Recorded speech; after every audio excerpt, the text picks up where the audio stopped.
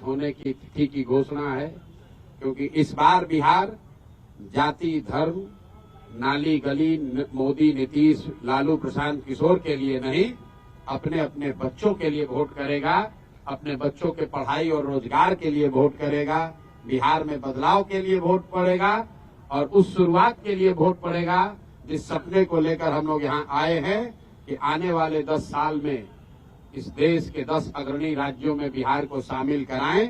एक ऐसा भी दिन आए जब यूपी, पंजाब, हरियाणा, गुजरात, महाराष्ट्र से लोग बिहार में नौकरी मजदूरी करने आए, वैसी व्यवस्था बनाने के लिए वोट पड़ेगा। कोई कितना भी प्रयास कर ले, ये परिवर्तित होने वाला नहीं है। 2 चरणों में चुनाव की घोषणा है, बहुत बेहतर है। पहले जो बिहार में 4 चरण 5 चरण में जो चुनाव 2015 में हुआ था, पिछले बार चुनाव 3 चरणों में हुआ था, तो ये कहीं न कहीं लोगों का मानना है ये कई चरण के जो चुनाव होते थे कि उस समय मोदी जी का जलवा होता था और भाजपा के लोग कई चरणों में चुनाव इसलिए कराते थे ताकि ज्यादा से ज्यादा मोदी जी आए और प्रचार करें।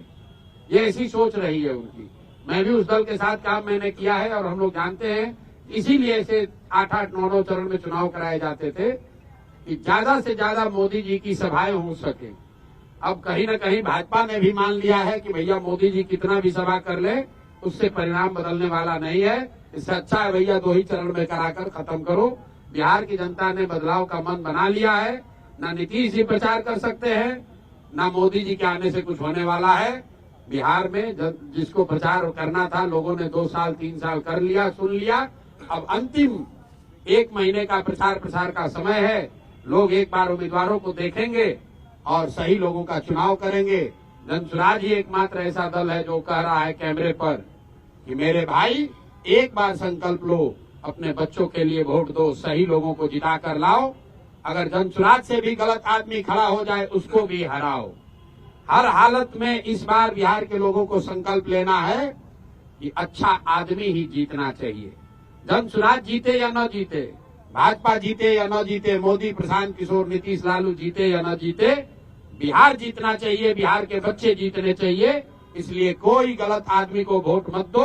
अगर वोट दोगे तो याद रखना अगले 5 साल इसी भ्रष्ट व्यवस्था के साथ जीना पड़ेगा। बच्चों को बेरोजगार होना पड़ेगा, युवाओं को बाहर मजदूरी करनी पड़ेगी। मेरे भाई जो बोओगे वो काटोगे। तो ये मौका है बुआई का। बढ़िया लोगों को जिताइए, जो अच्छा लगता है उसको जिताइए, तभी आपका और आपके बच्चों का जीवन सुधरेगा। बिहार में आम आदमी पार्टी ने अपने उम्मीदवारों की पहली सूची जारी कर दी है। आपसे पहले बाजी मार ली आम आदमी पार्टी ने। अब ये कोई पार्टी है? बहुत लोग, बसपा वालों ने भी जारी कर दिया है, मीम वालों ने भी जारी कर दिया है। भाई यहाँ 3 सीधा त्रिकोणीय मुकाबला है। लोग महागठबंधन के उम्मीदवारों के बारे में पूछ रहे हैं, लोग एनडीए के उम्मीदवारों के बारे में पूछ रहे हैं और उससे बढ़कर लोग जनसुराज के उम्मीदवार का इंतजार कर रहे हैं। बाकी जितने लोग हैं उसका कोई मतलब नहीं है। 100 में 90-95 वोट इन्हीं 3 गठबंधनों में बंटना है, इन्हीं 3 पार्टियों के बीच में बंटना है।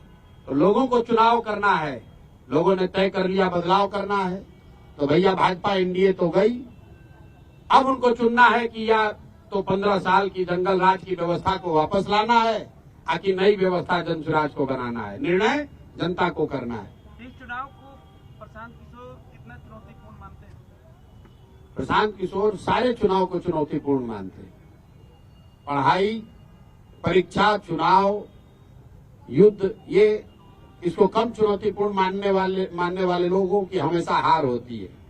हम लोग सारे जो भी सामने चुनौती है उसको सीरियसली लेते हैं, उसके लिए ईमानदारी से प्रयास किया है और जो प्रयास किया है वो समाज के सामने है, अब समाज पर है। अब हमारा जो प्रयास था वो करीब करीब अंतिम चरण में है।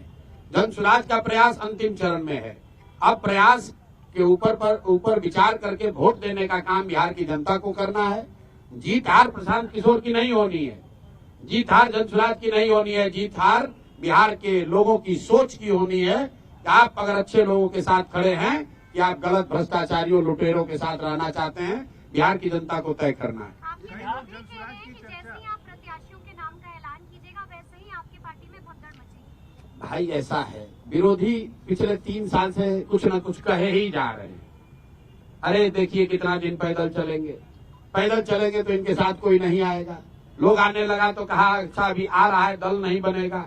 दल बन गया तो कहा अब बिखरने वाला है। जब दल में भीड़ आ गया तो कह रहा है भीड़ आ रहा है लेकिन वोट नहीं करेगा। जब भीड़ आ गई तो उसके बाद फिर कहने लगा कि अरे भैया इनको प्रत्याशी नहीं मिलेगा।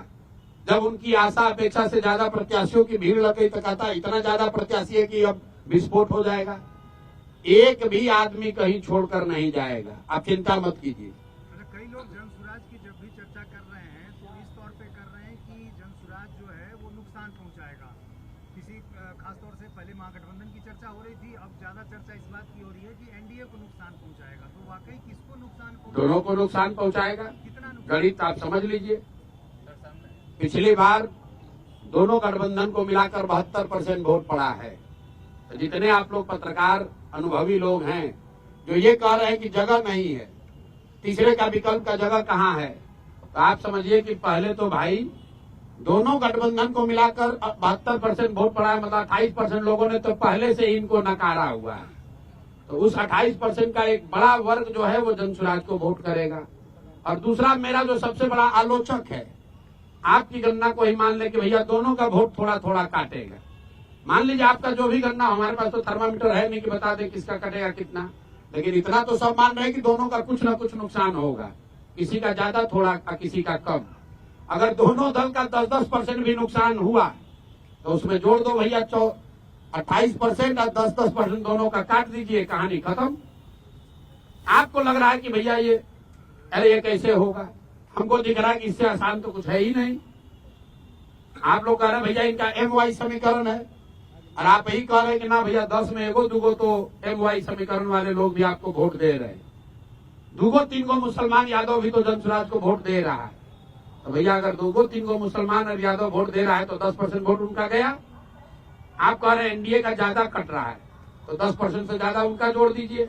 28% और 10% जो कटा महागठबंधन का और एनडीए का जितना कट रहा है वो जोड़ लीजिए, आपको पता चलेगा कि जनसुराज को कितना वोट आएगा। हमने आपको कहा कि हमको गाली देने के नजरिए से बहुत लोगों ने कहा ये वोट कटवा पार्टी है। हम कहते हैं ये हमारा मेडल है कि हम वोट कटवा पार्टी हैं, दोनों का इतना काटेंगे कि दोनों कट के साफ। प्रशांत जी, आप चिराग पासवान की तारीफ करते हैं, चिराग पासवान आपकी तारीफ करते हैं, तो क्या कहीं आने वाले दिनों में दोनों के बीच में खिचड़ी तो कोई नहीं पक रही है? भाई हम लोग, मैं चावल दाल खाने वाला व्यक्ति हूँ, खिचड़ी खाने वाले लोग नहीं है। मैं खिचड़ी खाते हैं ना खिचड़ी बनाते हैं। चिराग पासवान की एक बात के लिए हमने तारीफ हर समय की है, आज भी करता हूँ, कि चिराग जी विशुद्ध तौर पर बिहार में जाति और धर्म की राजनीति नहीं करते हैं। लेकिन इसके अलावा चिराग पासवान भाजपा के साथ लड़ रहे हैं। हमने कहा कि वो बिहार से राजनीति करते हैं, बिहार की राजनीति नहीं करते हैं। बिहार की बात करते हैं लेकिन बिहार की बात के लिए खड़े नहीं होते हैं। और अभी वो एनडीए में चुनाव लड़ेंगे तो हमारे आमने सामने चुनाव होगा। उनको 20 सीट मिलेगा कि 25 हम ये जानते नहीं है, लेकिन जितना भी मिलेगा उसमें तो सीधे उनसे और हम लोगों के प्रत्याशियों से मुकाबला होगा। तो समझौते की सवाल कहाँ है? चिट्ठा खोलने वाले हैं प्रशांत किशोर, लोग उम्मीद से देख रहे हैं। यार लोग चुनाव देख रहे हैं कि चिट्ठा खोलना देख रहे हैं? अब देखिए प्रशांत किशोर की जनसुराज की ताकत, चुनाव से ज्यादा इस बात की लोगों को चिंता है कि प्रशांत किशोर किसका चिट्ठा खोलने वाले हैं। जो सबसे बड़े चोर है उनका चिट्ठा फिर खोला जाएगा। आप लोग भी कुछ खबर है तो दे दीजिए, आपका भी शामिल कर लेंगे उसी में। माननीय सांसद पप्पू यादव बताएं कि प्रशांत किशोर सबसे बड़े जातिवादी नेता हैं। सब व्यक्ति के जवाब देना जरूरी नहीं। प्रशांत जी, आप कई बार कह चुके हैं कि पहले लड़ाई एनडीए और जनसुराज के बीच में, अभी भी कह रहे। अभी आपने कहा कि एनडीए चली गई, अभी भाजपा अरे भाई चली गई मतलब हारना निश्चित है, इसलिए कि उनका डिनोमिनेटर वोट का बड़ा है। महागठबंधन जो है उसका टोटल वोट का टारगेट ही 30-35% है। जिस MY समीकरण की आप बात करते हैं वो दोनों जोड़ दीजिएगा तो मैक्सिमम 35% वोट होता है। बाकी 65% मोर और लेस एनडीए के साथ पिछले 20 साल में रहा है। तो निश्चित तौर पर मुकाबला एनडीए से है। प्रधान जी, बिहार में जातीय राजनीति होती है, स्वीकार कोई नहीं करता। अभी बार बार MY समीकरण का हवाला देकर आप बोल रहे हैं, तो क्या जनसुराज भी जातीय समीकरण का ख्याल रखेगी? जातीय समीकरण का ख्याल रखने का मतलब क्या है? हर पार्टी के पीछे कोई न कोई समीकरण रहता है, जैसे बार बार आरजेडी के बारे हम लोगों ने समीकरण दिया है कि जो आधे हिंदू भाजपा के खिलाफ, एनडीए के खिलाफ वोट कर रहे हैं, उन आधे हिंदुओं के साथ 20% जो मुसलमान हैं, उनका जो समीकरण है, सामाजिक राजनीतिक गठजोड़ है, वही जनसुराज का आधार है। अशोक चौधरी का चैप्टर क्लोज हो गया या फिर और भी खुलासा करेंगे? थाना में सुने हैं पानी पिला पिला के मारना, सुने हैं? तो इनको पहले एक बार बोले तो ये एक कि 25 करोड़ में टिकट खरीदे हैं तो मानहानि का ही हमको नोटिस भेजे थे। फिर इन पर जब खुलासा हुआ ये फर्जी तरीके से प्रोफेसर बने हैं, तो आप लोग के चैनल पर आकर बोले कि प्रशांत किशोर को सुप्रीम कोर्ट तक लड़ाएंगे। फिर इन पर जब 200 करोड़ के बेनामी संपत्ति का हुआ तो हमको 100 करोड़ का नोटिस भेजे हैं। तो फिर हम बोल रहे हैं कि अभी आगे और करेंगे, तो बेचारे अब डर के मारे लिख कर कह रहे हैं कि ना न्यायालय में नहीं लड़ेंगे, अब जनता के अदालत में लड़ेंगे। तो पानी इनको पिला दिया। जो सुप्रीम कोर्ट में लड़ने का दावा कर रहा था वो डर के मारे कह रहा न्यायालय में नहीं, जनता के अदालत में लड़ेंगे। और जनता की अदालत में कहीं चुनाव लड़ेंगे? तो पहले आप लोग पूछ लीजिए कि अगर अशोक चौधरी कहीं से चुनाव लड़ रहे हैं तो वो बता दीजिए, और नहीं लड़ेंगे तो सरेंडर कर दिए। आपका तय हो गया कहाँ से लड़ेंगे आप? बिल्कुल अभी घोषित कर देंगे। अभी अभी जब 9 तारीख को, नहीं, आप 9 तारीख तो हमारा आरक्षण नहीं ना घोषित होगा। अच्छा, यानी 9 तारीख को लिस्ट जारी होगी तो उसमें आप देखिएगा कि कौन कहाँ से लड़ रहा है। सर, आपके हिसाब से ऐसा माना जाए कि आज प्रशांत किशोर का भी नाम हो सकता है, बिल्कुल हो सकता है।